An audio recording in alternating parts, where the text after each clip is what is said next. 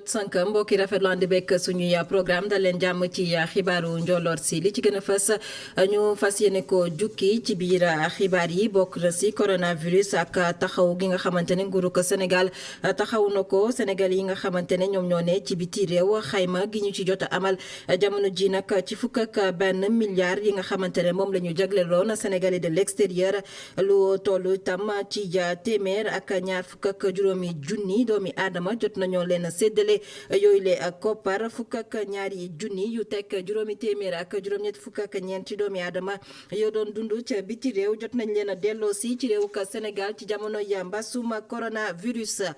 Abdoulaye Baldé doomu réewuk Sénégal bi nga xam ne dañu ko faat ca réewuk Libye njabootam nag mere ba futtu gouvernement bu Sénégal ndax nag nañu leen taxawoo ci mbir mile Amadou Ba joriñ bi nga xam ne moom moo yore wàllum affaire étrangère bokk ci ñi nga xamante ne nag ñoom kalaame nañ leen ci kanamu yoon indi na ay leeral ci boobule mbir faatuk Abdoulaye Baldé ki nga xam ne moo di Amadou Ba la mu xamle li waral nag delloo siiwuñu néewuk Abdoulaye Baldé ci réewuk Sénégal bokk na ci mbirum kaaraange kàddoom daañu ko teewlu moom Amadou Ba ci biir jotaay gi daañu waxtaane itam article de la semaine taxaw seetlu ci jën ak na mu jafee teg gët jamono ji ngir nag teg si loxo faw rek borom kër yi daal di génne koppar yu bëri gëstu bi ci journal enquête amal ci xalima Emmanuela Maram Faye daañ ci dellusiwaat ci waxtaan ga mu sekk ak El Hadj Malick Cissé ci biir article de la semaine ci biir xibaar yi ponk gu mujj gi daañu ànd ak Assane Top mu dellusiwaat ci li yéenekaay yi xëy fasal tey jii yemoo ko gaawoo fukki fan ak juróom-ñeent ci weeru septembre atum 2020 mbokki bisimila ci jotaayu njolloor si.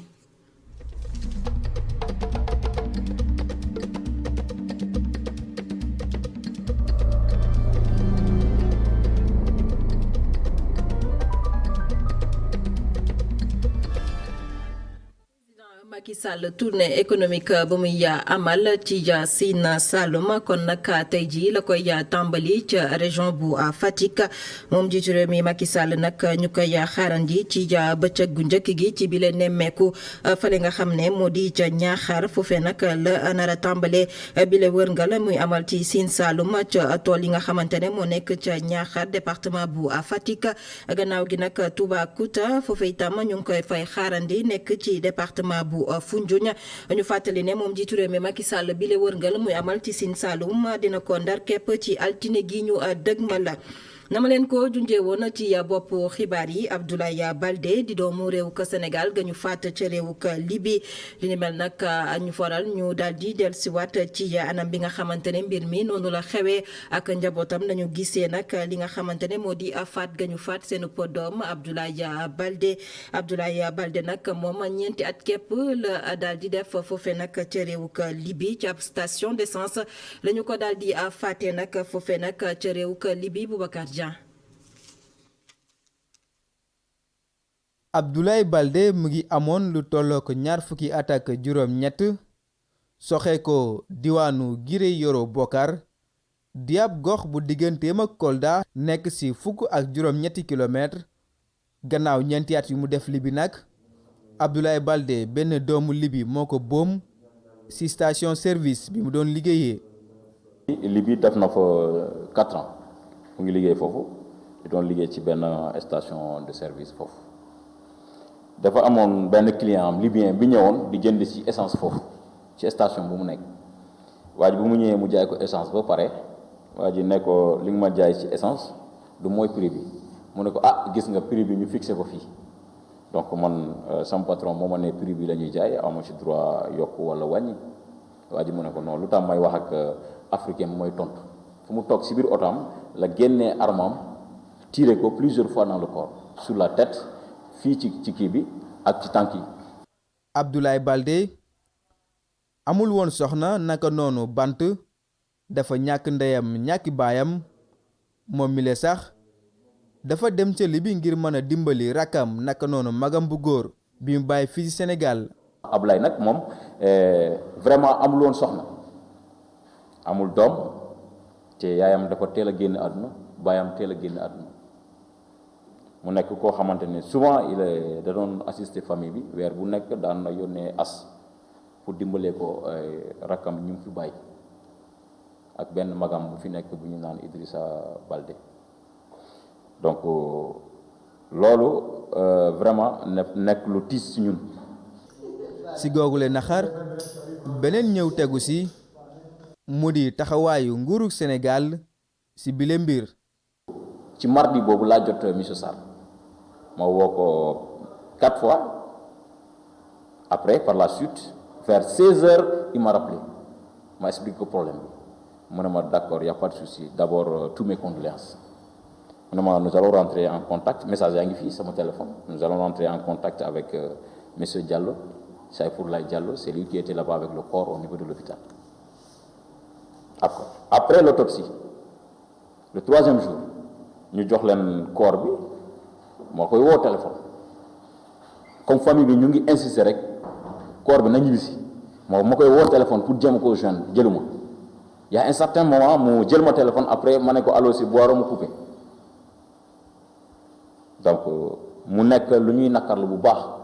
bu ñu sukkandikoo si njabootuk Abdoulaye Baldé li tax ñu boom seen doom moo di téeméer ak ñaar fukki dinaaru libyen loolu le doon njëgu litre essence bi nga xam ne patron moom la ko waxoon mu jaayee ko jéye bi nag mu ngi am guddik talaata ji ñu génni. Boubacar Dia njabootuk Abdoulaye Baldé ñoom nag xam ne daañu kalaame ci kanamu yoon ki nga xamante ne moo di Amadou Ba jawriñ bi nga xam ne moom la ñu dénk wàllum affaires étrangères ak Moïse Sarr secrétaire général sénégalais de l'extérieur ñoom nag seenu doxalin ci faatuk Abdoulaye Baldé ak delloosiwaat néewam fii ci réewuk Sénégal moo waral nag ñu daal di mere ba futtu nguuruk Sénégal ki yore seenu kàddu yëkkati ko di wuyu ci turu Bambey Boiro moom lañuy teewlu mu yëkkati yile kàddu. lu ñu fi dajale nag mooy ordre du jour bi mooy ñu ngi porter plainte contre Moïse Sarr le secrétaire général des Sénégalais de l'extérieur et monsieur le ministre des Affaires étrangères Amadou Ba et l'État du Sénégal li waral plainte bi nag mooy seen négligence ak mal assistance ci famille bi te xam ngeen ni fu ñu ko réyee dañ ko réyee ci bërëbu liggéeykaayam dafa war a am lu ñuy naan indemnisation donc nu ñu waroon taxawee ñoom nguur gi taxawuñ ci noonu. voilà depuis loolu amuñu benn autorité sénégalais bi jóg génn di wax ci affaire bi kenn si ñoom mooy le ministre des Affaires étrangères muy le secrétaire général. benn ambassadeur boo xamante ne ni waxu ci dara. i nakarlu tamit bu baax a baax l'attitude des autorités coldois je vais les citer dinaa wax seen tour ñoom ñëpp parce que c'est des coldois ça les concerne mooy en premier le maire de Kolda Abdoulaye Bibi Baldé et son adjoint Bamol Baldé Mamboy Diao. Monsieur le ministre de l'Agriculture et des Équipements Durables, Moussa Baldé et Alpha Bokar Baldé de la Sodagri, le préfet de Kolda et même le maire commune de Guirero Bokar, Boubacar Seydi. Personne d'entre eux n'a pas pu intervenir dans cette affaire. Et pourtant, nous, ay doomu Kolda lañu te dañ ci war a wax mais kenn ci ñoom doo dégg muy génn di wax. denk wàllum affaire étrangère Amadou Ba daal dina yëkkati ay kàddu indi ay leeral ci ñàkk delloosi ga ñu ñàkk delloosi néewu ko Abdoulaye Baldé ba ñu fàttee ci réew ka Libye fii ci réew ka Sénégal moom Amadou Ba la mu jàpp nag li ko sabab moo di mbirub ak wàllum karange moom moo waral nag delloosi wuñu néewu ko Abdoulaye Baldé fii ci réew ka Sénégal mu yëkkati les kàddu ci micro Adama Anouchka Ba. C'est aussi une affaire que nous suivons. La Libye, vous savez que c'est un pays qui connaît quand même une tension interne extrêmement importante. ñu ngi suivre affaire boobu bu baax Libye nag comme ni ngeen ko xamee nekk na dëkk boo xam ni dafa xaw a yëngu ci li ñu xam Abdoulaye Baldé dëkk ba mu faatu amul courant loolu bokk na ci lu tax mënuñu woon denc corps bi lu yàgg moo tax ak autorité libyenne yi ñu décidé denc ko foofu sur place waaye jàppale ni bi mbir mi xewee rek lañu ko autorité libyenne yi wax. waaye fi mbir mi amee dafa xaw a am problème sécurité ak accès moo tax mënuñu woon def lépp lu ñu bëggoon def wax ay problème de conservation ci nit ku faatu dafa xaw a doy waar moo tax mënuma wax yenn yi ñu ngi jaale njabootam te di leen wax ni dinañ leen taxaw ni mu waree. La famille Nous présentons nos condoléances à cette famille et nous sommes disposés à les soutenir comme on le fait pour d'autres.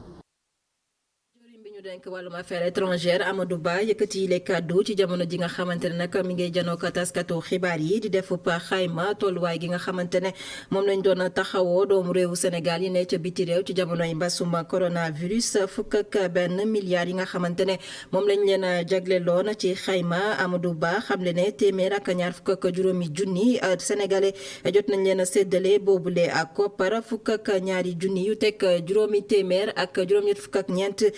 doomi aadama di ay doomu réew ka Sénégal yene woon ca réew ka France jot nañ leen a delloo si fii ci réew ka Sénégal Amadou Ba jëwriñ bi ñu dénk wàllum affaire étrangère moo xam ne li ni mel daan nay àddu itam ci li nga xamante ne moo di passeport diplomatique yu yees yi ñu teewlu si Adama Anouchka Ba moo ñu fa teewaloon. ay xayma yu takkoo takku yoo xamante ne ki ñu dénk wàllum bitim réew rafetlu na ko mu toll ci 125 056 ay doomu Sénégal yoo xamante ne bitim réew la ñu nekk te nguur gi dimbali na leen jëm ci wàllum fonds force Covid-19 diaspora Amadou Ba di xamle ne jéego yi nga xamante ne nguuru Sénégal def na ko buñ ko xayma toll na ci téeméer boo jël juróom-ñeent fukk ak benn yi. ñu yónnee 726 millions maanaam juróom-ñaar téeméer yi. million ak téeméer ak juróom-benn séddale ko poste diplomatique yëpp ñu dimbali ci 1358 personnes maanaam junni nit ak juróom-ñaar téeméer ak juróom-ñett. deuxième phase bi toll ci juróomi milliards yoo xam ne yónnee nañ ko bitim réew. mu am une troisième phase aussi toll ci juróomi milliards. tey jii bu ñu xaymaa lépp ci 12 milliards 500 yi nga xam ne yor nañ ko muy fukki milliards ak ñaar fukki milliards ak benn ak lu teg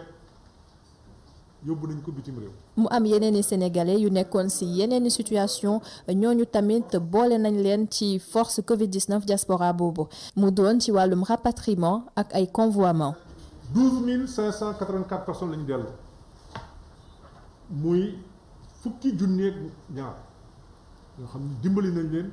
ñu nekkoon Sénégal fii mën a dellu nekkoon bitim réew mën a ñibbi si fii ci Sénégal li ci ëpp nag ci Afrique fii la mooy ñi nga xam ne ñoon bloqué woon surtout ci réew yi ñu wër aussi suñuy mbokk ñu wàññee ko bitim réew déggoon ngeen coow li aussi tollu dañ ci fanweer ak juróom-benn ci jamono jooju ñoo xam ne ñëpp état bi jël na en charge totalement ñu rapatrier leen fii. si ndaje boobu Amadou Ba xamle na ne ci bu yàggul dara Sénégal dina tàmbali passeport biométrique yi defar gi ñu ngi ko daal di dakkaloon mu ngi toll ci ñeenti weer li ko waraloon yëpp di coronavirus. passeport yoo xam ne li ma leen mën a wax ci gàttal ci wàllu sécurité mais daanaka moog billet de banque ñoo yem confiance bi nga war a am ci xaalis boobu ndax mesure de sécurité yi nekk ci biir yi nga gis. ak yi nga gisul fexe nañu ba yi ëpp ci mesure yooyu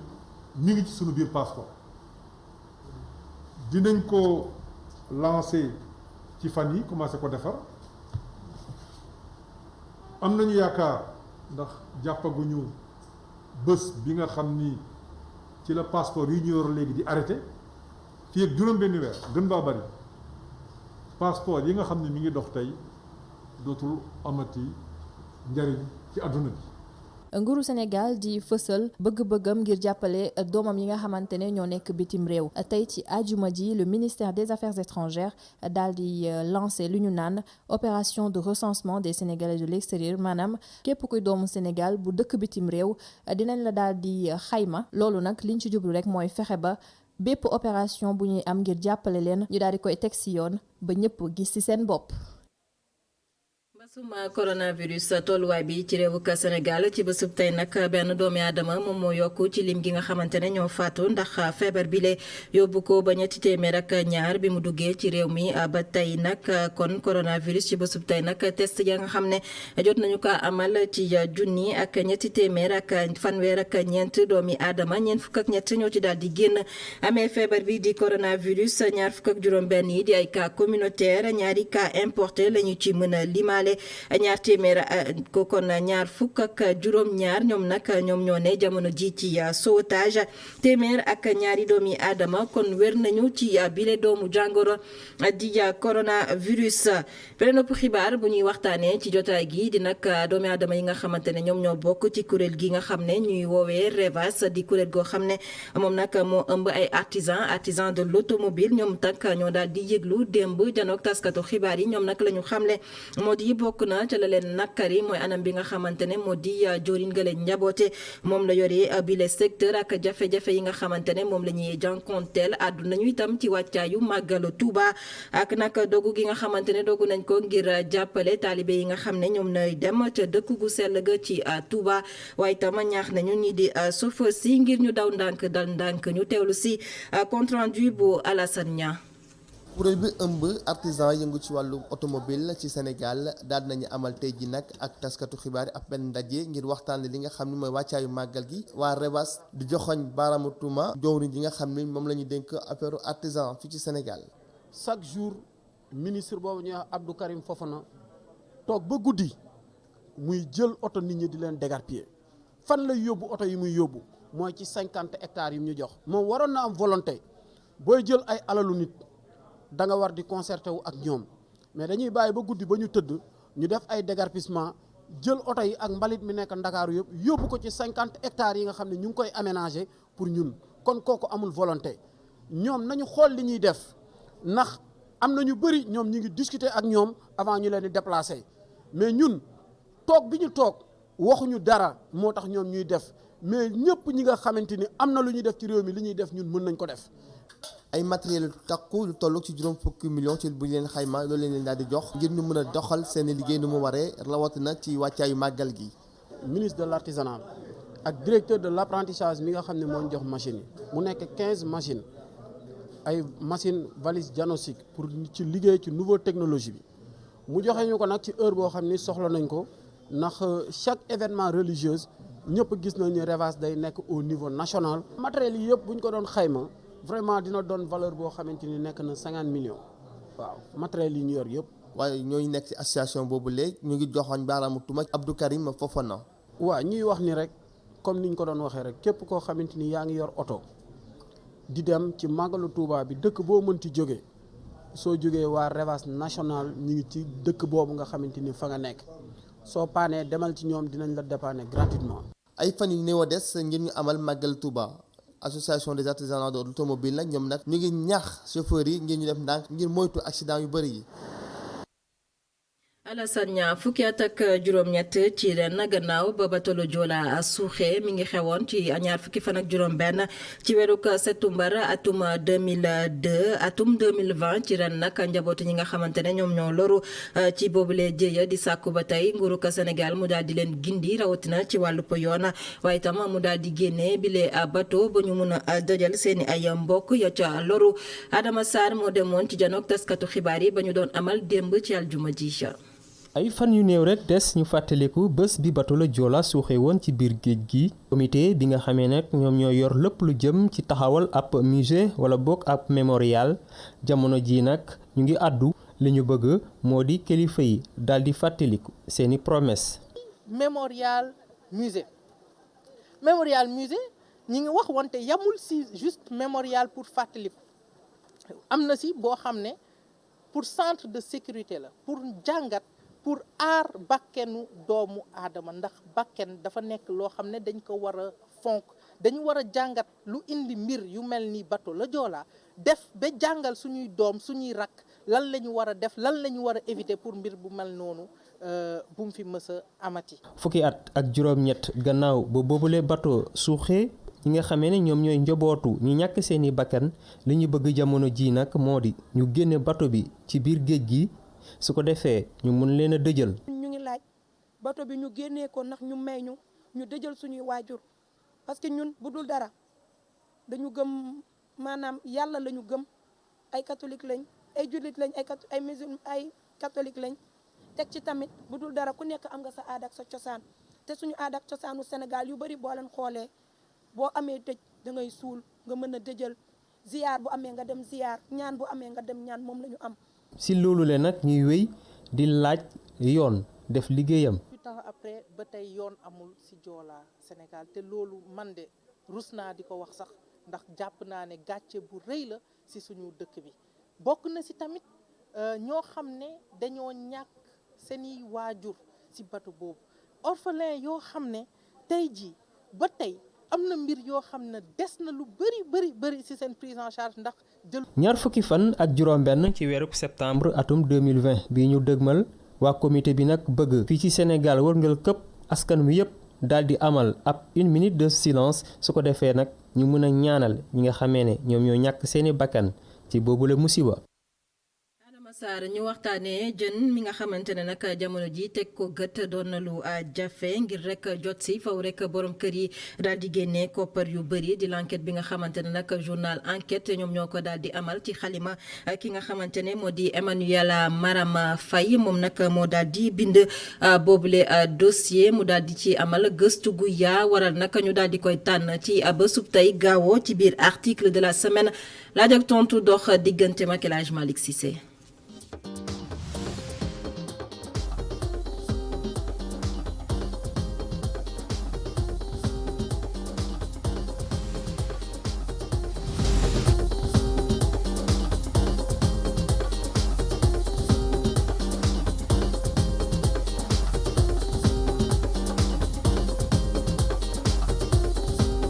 jën nekk lu raar rax ci dolli dafa cher moo tax yéenekaay bi di enquête def ci dossier bu yaa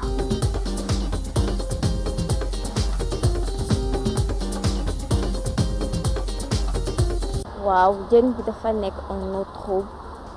parce que instant bi c'est oui dafa xaw raar boo demee ci marché yi boo laajte mer yi ñuy jaay ak mool yi yëpp ñoom ñëpp dañoo d'accord ni que jën bi dafa xaw manqué conséquence dafa cher mënatoo am yenn jën yi par exemple coof boo demee ci marché yi bala nga koy am c'est très très très compliqué parce que dafa cher dafa raar kenn gisatu ko kon loolu moo tax ñu ne poisson en eau trouble loolu moo tax ñu tuddee suñu dossier poisson en eau trouble. ndoxu tefes gi di yaañ nappkat yi ni jamono ji war nañu saytuwaat sax bés yu ñuy napp. lu ñu war a réglementer nag bëri na premièrement au niveau kii li ñuy utiliser pour napper ñu koy utiliser il faut mu am yenn normes par exemple filet yi fu ñu lu muy toll maaye tamit loolu yëpp dafa war a am ay textes yu leer nañ ñu koy réglementer en plus de ça am na beneen côté tamit mooy périmètre de pêche bateau yi ak même mool yi du côté de la pêche artisanale ñoom tamit il faut ñu xam fan la ñu war a yem exactement fan mooy seen périmètre fan la ñu war a yem zone boo xam ne waruñu ko dépasser en plus de ça war naa am benn période boo xam ne ñu bàyyi géej bi muy reposer wu pendant au moins ay weer pour permettre que jën yi mën a reproduire ñu am ay jën de manière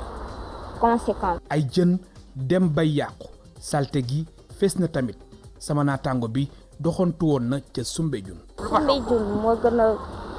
célèbre mën naa ni ci quai de pêche Dakar te foofu dafa bëri problème d'ordre environnemental problème d'ordre distribution de ressources halieutiques problème ci pour jaay kon dafa bëri ay problème Soumbédioune instant bi war na fekk mu bëri ay jën mu jër jaar moins cher mais malheureusement instant bii nii dafay fekk ni jën sax dootoo gis jën yu mag yi day manqué doo ko gis par exemple coof boo fa demee instant bi doo ko gis c'est très rare loolu déjà problème bateau étranger yi ñu jógee Chine Amérique bu ñu fiy ñëwee lépp la ñuy yóbbu ndax seen maay yi dafa rëy ñoom seen filet dafay dem ba 1 kilomètre aux alentours kon yëpp la ñuy yóbbu moo am foofu parce que ñoom tamit dañuy ñëw jaay seen jën foofu muy tudd les congelés yooyu dafa cherul c'est à des prix très dérisoires kon ça met en difficulté mool yi fa nekk ndax ñoom dootuñu gis seen bopp ci napp yi facteurs yi bari na kenn ko xam-xamam màcc ci bioécologie marine indi na ay leeral ci fànn boobule. li mu wax ci comme solution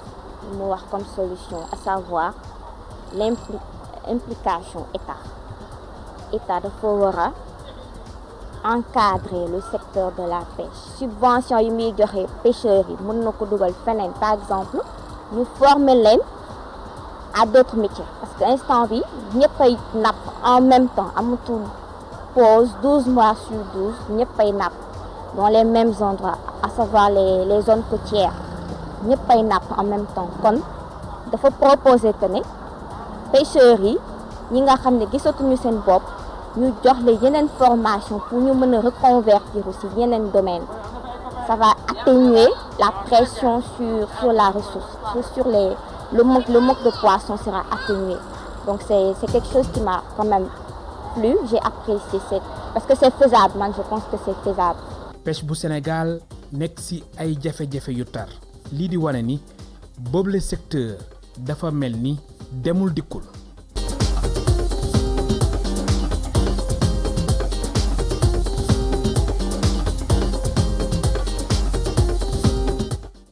la Maram Faye bu journal Enquête moo ne woon ganu El Hadj Malick Cissé ci seen rubrique article de la semaine ñu yegg si ci ponk gu mujj ci jotaayu Njolor si li yéenekaay yi xëy fasal tey ak Assane Top.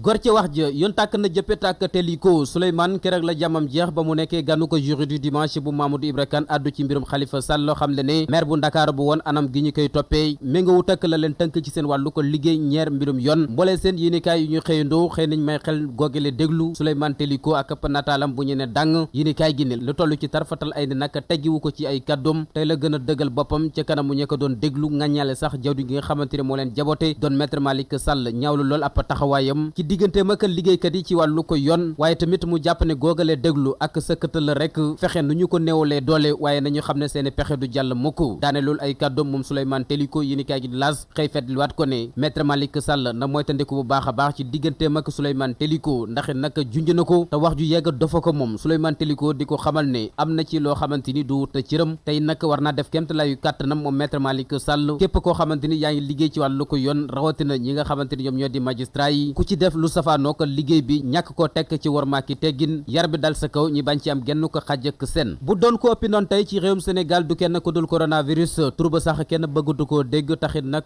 lu waay xam yaa ngi koy dugg ngir mu tàggoo fi jeex ci tàkk enquête yéeni kaay ne laata boobee nag nañu def xayma bi ak makaanub jawdi gi dénk wàllu ko bitim réew di may xel doomu Sénégal yi dund ci tugal yéeni kaay gi ne suñ mbokkee ñu ngi ci toroxtaange gu jéggi dayo lool ba mbas mi feeñeek léegi yéeni kaay gi di enquête dégtali ci ab nataal bu raglu lool sax di xam le ne téeméer ak ñeent fukk ak juróom-ñeenti doomu aadama la ci seen bakkan wadd juróom-ñeent fukk ak juróom lañ ci jot a taxaw ba ñu jotaat seen wàllu ko wér gi yaram ñaar téeméeri junni yu tegal fukk ak juróom-ñett sàkku nañ ci wàllu ko ndimbal ci diirub juróom benn weer jawdin ji yu dénk wàllu ko bitim réew doon Amadou Bane loolee yépp la mu ko dikkee ci wàllu ko alal ñi daal di koy dugal dem na ci fukki milliards ak benn yu tegal ñaar fukk ak juróom-ñett am na ci tamit li mu fanweer ak juróom-ñeent ci ay néew yu ñu delloosil seen mbokk fanweer ak benn yi ca Paris la France la leen suñ borom moomee jaare ko ci mbas mi di coronavirus Vox Populi mel ni ku naan loolee moo cay jàmm dégtale enquête bi nga xamante ne waa ANSD dal nañ koy amal ci këru liggéeyukaay yi mu xam le ne yooyu le barab moom jafe-jafe dëggantaan la ñu am jamono jile dem na sax ba ay njaatige daal di tàggoo ko seeni surg ndax it nag attanatuñu payoor yi ak lépp loo xamante ni warloo woon nañu ko ci diggante ñaari wàll yi yéeni kaay gi ne natt bekk xayma bi feeñal na ne këru liggéeyukaay yi koppar yu tegee xobat